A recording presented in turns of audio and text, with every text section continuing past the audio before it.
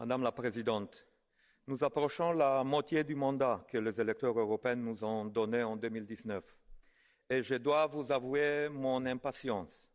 Bien sûr, vous avez raison de nous rappeler les avancées de l'Union et les avancées que l'Union a faites pendant la pandémie. Un plan de relance historique, on doit le reconnaître, un nouveau rôle de l'Union en matière de santé. Mais ces avancées ont bien souvent été dictées par les événements. Et sur les sujets qui ne relèvent uniquement de la volonté, je peine à vous voir à la manœuvre.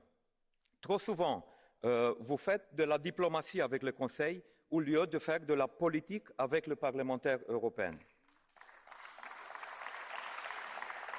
Prenez les valeurs européennes, par exemple, qui sont la base de notre Union. Un peu partout en Europe, on voit se développer des foyers d'illibéralisme.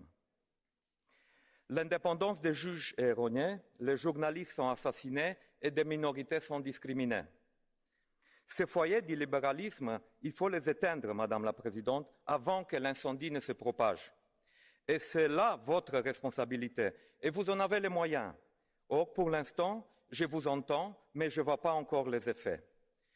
Je ne vois pas utiliser, par exemple, le mécanisme de la protection pour l'état de droit demandé par le Parlement européen pour protéger notre budget et arrêter de financer les dérives illibérales en Europe. Il faut que vous trouviez le courage politique de l'utiliser, ce mécanisme, parce que c'est pour ça qu'on l'a décidé et ça fait presque 1 an qu'il est en vigueur et il n'est toujours pas appliqué.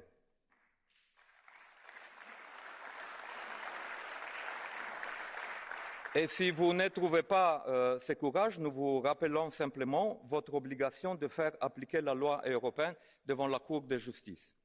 Madame la Présidente, vous faites de la diplomatie avec le Conseil au lieu de faire de la politique avec nous et je pense que c'est une erreur. Sur l'agenda vert et la réalisation du paquet climatique que nous avons longuement débattu hier, mais aussi sur les négociations du paquet migratoire, sur l'agenda numérique, vous aurez besoin de nous pour faire bouger le Conseil. Votre rôle n'est pas simplement de faire des propositions, mais aussi d'obtenir des résultats. Et c'est seulement ainsi que la confiance en l'Europe deviendra une chose naturelle.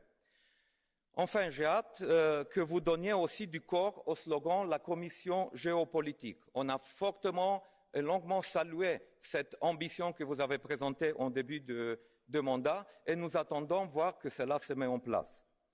Les événements en Afghanistan nous rappellent à quel point nous avons besoin d'une vraie vision sur la défense dans toute sa complexité du XXIe siècle, comme vous l'avez bien mentionné dans votre intervention. Il nous rappelle aussi à quel point notre autonomie stratégique et, osons le dire aussi, notre souveraineté doit s'affirmer pour que jamais plus nous ne soyons pas à la merci de décisions qui sont prises à Washington, à Pékin ou à Moscou. Charles Michel a bien saisi la mesure de cet enjeu. Je ne suis pas sûr que ce soit le cas encore de la Commission géopolitique. Une piste pour donner un peu de substance à ce slogan, Madame la Présidente, serait de prendre le lead sur la bataille pour la vaccination de la partie du monde qui ne peut pas s'en sortir seule. Nous nous félicitons, bien sûr, du taux de vaccination de 60% de la population adulte qui est vaccinée en Europe, quand en Afrique, seulement 3% de la population a reçu au moins une dose. Nous vous avons écrit la semaine passée pour vous expliquer comment notre budget pourrait accélérer la vaccination des pays les plus pauvres. Voilà, Madame la Présidente, ce qui pourrait être un objectif de la Commission géopolitique.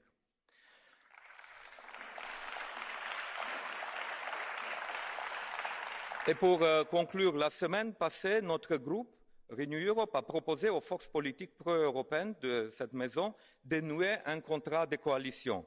Un contrat de coalition pour renouveler l'Europe, pour une Europe de valeurs, pour une Europe qui est forte dans un monde instable et pour une Europe de résultats.